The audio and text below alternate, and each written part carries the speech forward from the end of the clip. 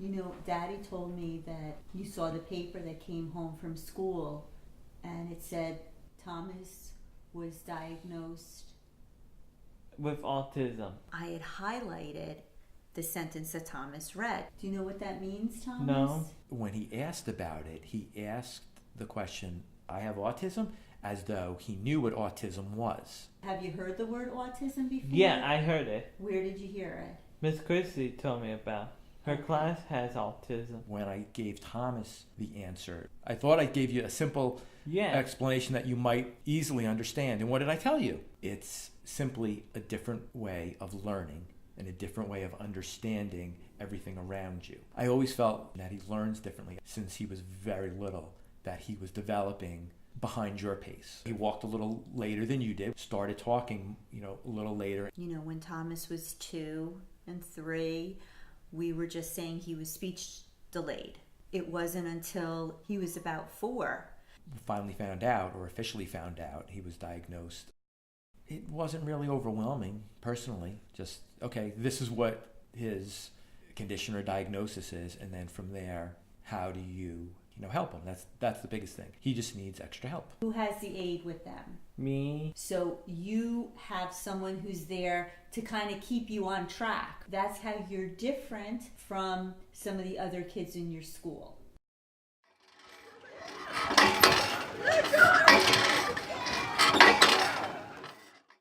And I believe he does, but his understanding is different now that he reads he is autistic. I found that I have it, and I said, I just gotta keep it. Don't know what should I do. And I said, maybe I just don't have it or stop it. And it's okay. How do you think you can stop it? Just don't get excited over nothing. Are you autistic right now? No?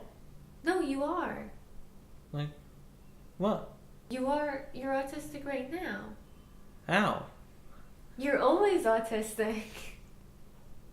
I'm excited. And when you just calm.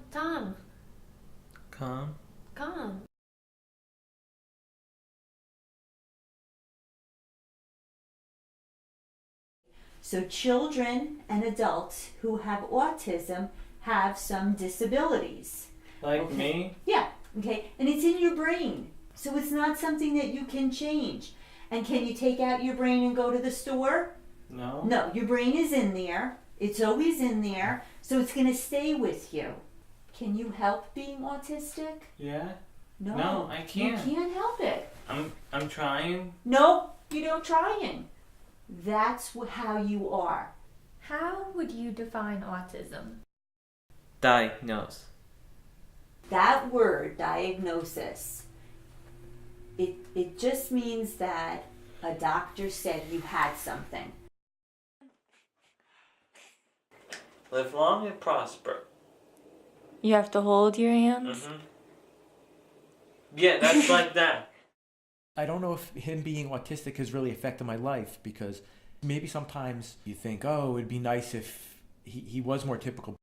You know, sometimes I feel really bad that he can't interact sports-wise, that he's not interested in watching the sports with Daddy. And I know, that would be something that Daddy, I feel, would miss. So, and I also feel sometimes bad for Owen, his cousin. Thomas is the only boy cousin that Owen has. But I like that he does do things with Owen. But, Thomas is a great kid. Everybody loves Thomas. Everyone wants to be with Thomas. We wouldn't have that if he wasn't autistic. The traits that he has, what makes Thomas Thomas, I wouldn't change for anything.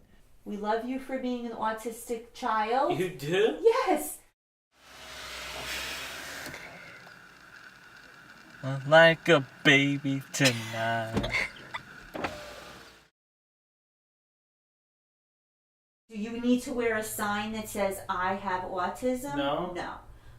You have it. It's something in your brain, okay? And it causes certain behaviors. When we have a party here and our families get together, do all the kids play together? Yeah? Who doesn't play with the other kids? Not me. Right. Because I'm autistic. Yes. Do you know how we like to watch The Big Bang Theory? Mm-hmm. By 2 Big Bang Theory. 1.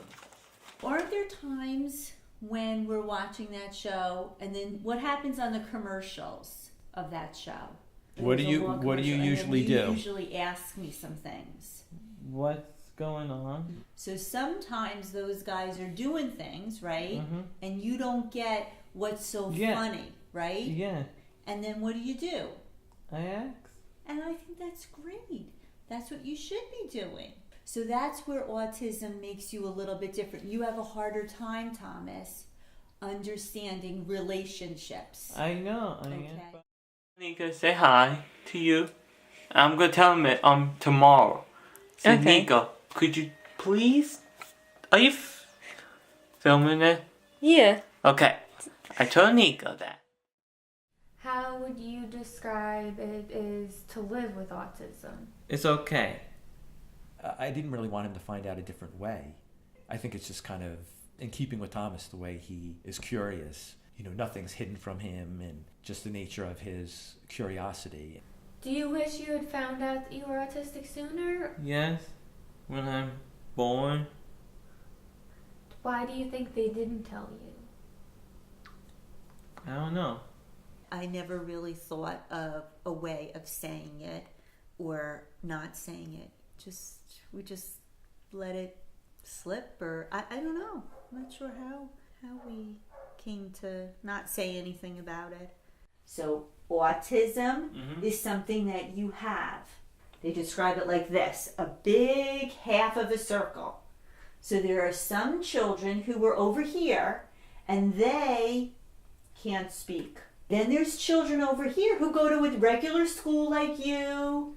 And then there's children in the middle. All these people in the middle here, they can be all different levels of autism. When you meet one autistic child, you've met one autistic child. Every single autistic person is different. Thank you for telling me all about autism. I'm sorry that you didn't know more about autism. That's it for now.